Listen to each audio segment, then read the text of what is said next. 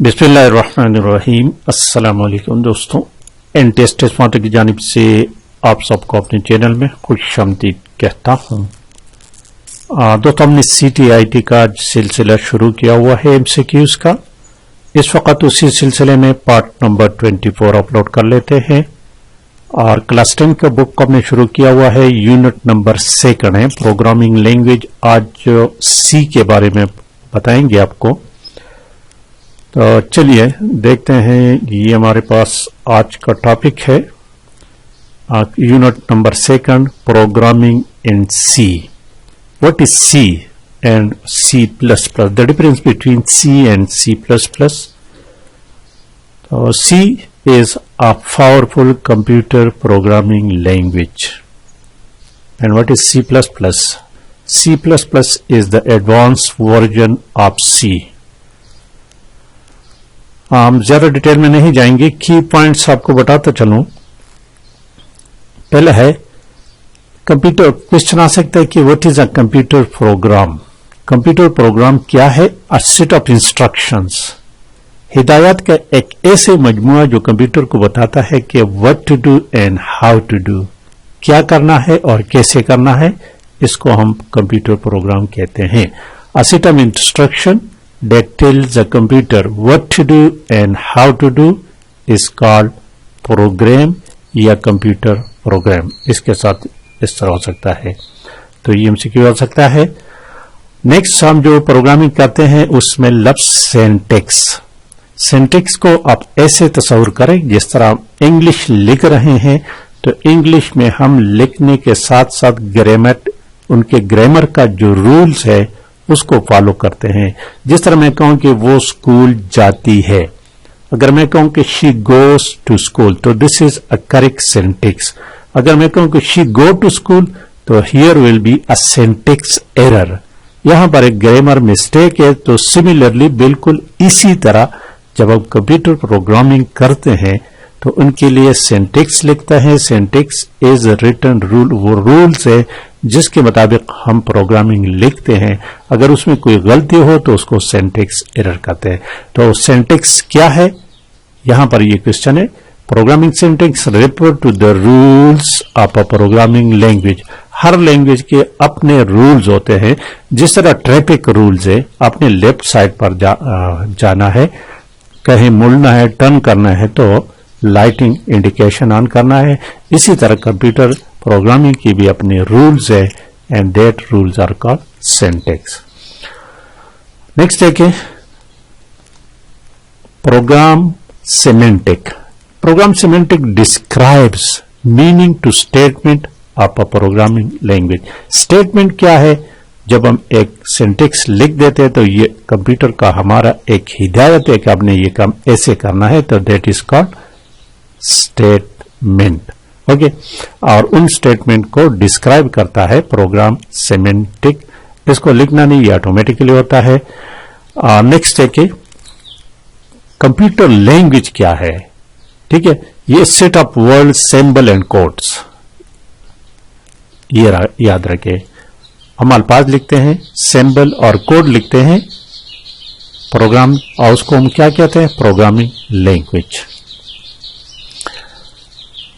Programming language 3 किस्म के होते हैं: low level language, high level language and middle level language.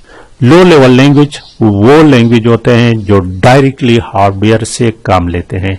It takes work directly from hardware are called low level languages. Low level languages, जिस तरह assembly language जो है ये हमारे पास लो लेवल लैंग्वेज है। और C is consider high level language और middle level language, क्योंकि C में दोनों फैसा, दोनों क्वालिटीज है, लो लेवल के और हाई लेवल के। यहां पर क्वेश्चन है कि low level languages are near to computer hardware, और हाई लेवल लैंग्वेज जो होते हैं, हाई लेवल लैंग्वेज वो इंग्लिश लाइक सेंटेंस के होते हैं, उसको हम पढ़ सकते हैं। वो इंग्लिश ओरिएंटेड लैंग्वेजेस होते हैं। उनको ट्रांसलेट करने के लिए हमें कंपाइलर्स की जरूरत होगी, ट्रांसलेटर की या इंटरप्रेटर की जरूरत होगी। तो यहां पर क्वेश्चन है कि लो लेवल लैंग्वेज क्या है? Low level language are near to computer hardware, high level language are not near to computer hardware. Okay, next है a type of language in which instructions are written in a binary form are called machine language. Binary 0-1 binary को कहते हैं. अगर हम 0-1 के form में कहते हैं तो उसको मशीन लैंग्वेज कहते हैं. याद रखें, what is machine language? A language in which instructions are written in binary form is called machine language. What is जब अब आप बात आ गई assembly language, this is the first beginning. ये पहले प्रोग्रामिंग लैंग्वेजेस में शामिल है. आजकल मोर प्रोग्रामिंग लैंग्वेजेस 200-300 से ज्यादा है, इतने ज्यादा हैं. ये ज्यादा क्यों है कि दीज आर मैन मेड. एक होते हैं गॉड मेड लैंग्वेजेस, एक होते हैं मैन मेड. तो मैन मेड लैंग्वेजेस जो है वो हर बंदा आके बनाता है. That is why they are more than 200. Assembly languages are low level language. High level language क्या होते हैं? हाई लेवल लैंग्वेजेस ऐसे लैंग्वेजेस होते हैं जो कि इंग्लिश लाइक ओरिएंटेड होते हैं. इंग्लिश ओरिएंटेड लैंग्वेज होते हैं, उसको अगर हम देख लें तो हम समझ सकते हैं कि यार इस लैंग्वेज का मतलब ये है. और ये असेंबली लैंग्वेज जो मशीन लैंग्वेज है, लो लेवल लैंग्वेजेस है, उसको हम देख भी लें हमें समझ नहीं आएगी कि ये क्या है, ये क्या करता है. तो हाई लेवल लैंग्वेजेस, लेकिन हाई लेवल लैंग्वेज के लिए हमें जरूरत होती है ट्रांसलेटर की, क्योंकि कंप्यूटर हार्डवेयर इसको डायरेक्टली नहीं समझता. तो इसलिए हमें इसके लिए ट्रांसलेटर की जरूरत है. और ट्रांसलेटर 3 किस्म के हैं. एक है इंटरप्रेटर, दूसरा है assembler and the third one is compiler. C जो है, C is using compiler. What is the difference? ये बहुत एक अलग टॉपिक है. इनमें फर्क क्या है, कौन क्या करता है, तो इसको किसी और टाइम में डिस्कस कर लेंगे. नेक्स्ट है कि interpreter. Interpreter is a high level language program translator. याद रखिए, interpreter high level programming language translator. Compiler, C जो है ना कंपाइलर इस्तेमाल करता है. याद रखिए, C++ use compiler as a translator. Compiler क्या है? Compiler is a system software. System software के मैंने आपको बताया था कि 5 कैटेगरीज है. उसमें the biggest one is operating system, OS. और कंपाइलर जो है, these are also system software. और ये क्या करता है? ट्रांसलेट करता है. किसको ट्रांसलेट करता है? सोर्स कोड को. कोड जो हम लिखते हैं they are called source code. और कंप्यूटर जिस पर काम करता है फिर उसको ऑब्जेक्ट कोड कहता है, क्योंकि हमारे सोर्स कोड को कंपाइलर जो है ये ऑब्जेक्ट कोड में कन्वर्ट करता है. और ऑब्जेक्ट कोड वो कोड होते हैं जिसको हार्डवेयर डायरेक्टली फिर अंडरस्टैंड करता है और उस पर काम करते हैं. तो this is compiler is system software they translate compiles high level languages source code जिसको कहते हैं इनटू मशीन लैंग्वेज, या उसको ऑब्जेक्ट कोड भी कहते हैं. जहां पर हम प्रोग्राम लिखते हैं उस विंडो को IDE कहते हैं, integrated development environment. Integrated development environment. जिस तरह परस करें हमें ये एक विंडो खुल गई, यहां पर हम अपनी प्रोग्रामिंग लिखते हैं. इसमें ऊपर यहां मेनू बार होता है जिसमें प्रोग्राम को सेव करना, प्रोग्राम को कंपाइल करना, प्रोग्राम को रन करना वगैरह वगैरह. तो this place is called IDE, integrated development environment. याद रखिए, शॉर्टकट आ सकता है कि the shortcut of IDE stands for integrated development environment in computer programming languages. Next क्या है? Header files. दोस्तों याद रखिए कि C और C++ 3 पार्ट्स होते हैं मेजर. उनके कितने पार्ट्स होते हैं? 3 पार्ट्स होते हैं. सबके टॉप पर हम यहां पर लिखते हैं हेडर फाइल्स, जो हमेशा शुरू होते हैं इस तरह हैश सिंबल से शुरू होते हैं. तो यहां पर जो इंक्लूड IOStream वगैरह वगैरह जो हम लिखते हैं ना, they are called header files. और इसको एक और नाम देता है प्री प्रोसेसर डायरेक्टिव्स. इसके बाद हम मेन फंक्शन लिखते हैं. यहां पर मेन फंक्शन लिखते हैं. मेन फंक्शन के बाद हम हमेशा ये कर्ली ब्रैकेट शुरू कर लेते हैं और फिर प्रोग्राम जब खत्म होता है तो कर्ली ब्रैकेट को हम बंद कर लेते हैं. और यहां पर जो कुछ भी हम लिखते हैं दीज आर स्टेटमेंट्स, इनको स्टेटमेंट्स कहते हैं. और ये बॉडी ऑफ द प्रोग्राम है. तो सी लैंग्वेज के 3 पार्ट्स हो गए, एक प्री प्रोसेसर डायरेक्टिव, दूसरा main function and the third one is body of the program. तो यहां पर बात है हेडर फाइल्स। हेडर फाइल्स ये क्या है?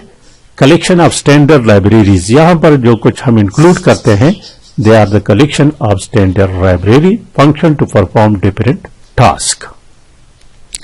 अच्छा, नेक्स्ट देखे, next the word data are use for language special purpose का। अच्छा, बात आती है रिजर्व वर्ड या की वर्ड्स। इंतहाई अहम टॉपिक है रिजर्व वर्ड्स और key words. These are words which the processor understand the meaning. इसको हम अपने मकसद के लिए इस्तेमाल नहीं कर सकते, बल्कि ये रिजर्व है और प्रोसेसर इसकी मानी जानते हैं। जिस तरह हम लिखते हैं, कभी अगर आपने प्रोग्रामिंग की हो तो हम एफ लिख लेते हैं, एफ। तो ये एफ क्या है? This is a keyword. इसको हम और किसी मकसद के लिए नहीं लिख सकते। लेकिन एक बात और मुझे याद रखना है कि सी और C plus plus is case sensitive language. Case sensitive का क्या मतलब है? अगर मैंने एफ लिख लिया इस तरह, आई और एफ स्मॉल में लिख लिया, ये आई एफ मैंने स्मॉल में लिख लिया, और इसी तरह दूसरी जगह मैंने आई बड़ा लिख लिया और एफ छोटा लिख लिया, तो ये दोनों जो है ना मुख्तलिफ अल्फाज है। कंप्यूटर इसमें डिफरेंस करता है। तो दिस इज केस सेंसिटिव। इतना सेंसिटिव है कि कैपिटल और स्मॉल ये फर्क जानता है। तो reserve words are word that are reserved for the program and the processor knows their meaning. Next है कि रिजर्व वर्ड को हम अपने लिए नहीं इस्तेमाल कर सकते, अपने लिए आइडेंटिफायर के लिए, वेरिएबल्स के लिए हम इसको इस्तेमाल नहीं कर सकते, इसमें एरर देगा हमें कंप्यूटर। नेक्स्ट लिखा हुआ है कि the instruction that are given to the compiler before the beginning of the actual program are called pre processor. ये तो अभी मैंने आपको बता दिया कि जो 3 पार्ट्स है, पहला शुरू में जो कुछ हम देते हैं they are called header file. जो होते हैं, जो हेडर फाइल को हम प्री प्रोसेसर डायरेक्टिव कहते हैं। नेक्स्ट है कि नेक्स्ट क्वेश्चन है a quantity whose value may change during execution they are called variable. Program running के दौरान उनकी वैल्यूज, अगर हम परस करें, हम प्रोग्राम बना रहे हैं और हम देते हैं कि यार कोई प्राइस क्या है इस चीज की, तो प्राइस कांस्टेंट नहीं रह सकता। प्राइस आज कुछ है, कल कुछ होगा, तो इसमें जो वैल्यू हम डालेंगे वो वक्त हर वक्त तब्दील होता रहता रहे। जो वैल्यू हम इसको देंगे वो एक्सेप्ट करेगा, तो दिस इज कॉल्ड वेरिएबल। और कांस्टेंट वो होते हैं कि जिसकी वैल्यूज हमेशा एक ही रहेंगे, दे आर कांस्टेंट, उनकी वैल्यू आप चेंज नहीं कर सकते। तो नेक्स्ट जो है they are constant. Process of converting, हाँ एक हमारे पास डेटा टाइप्स होते हैं, परस्पर हमारे पास एक है एंट। ठीक है, एंट ये होल नंबर्स होते हैं, इसमें आप इशारिये जो है ना नहीं डाल सकते। और दूसरा हमारे पास है फ्लोट। फ्लोट में हम डेसिमल भी स्टोर कर सकते हैं। अब अगर हम एक को दूसरे में कन्वर्ट करना चाहते हैं तो उसको कास्टिंग कहते हैं, दे आर कॉल्ड कास्टिंग। ये बात याद रखनी है। The process of converting one data type into another data type during execution is known as casting, type casting. तो आज का ये टॉपिक इंतहाई अहम था। आज की वीडियो को लाइक और शेयर लाजमी करें। Thank you for watching.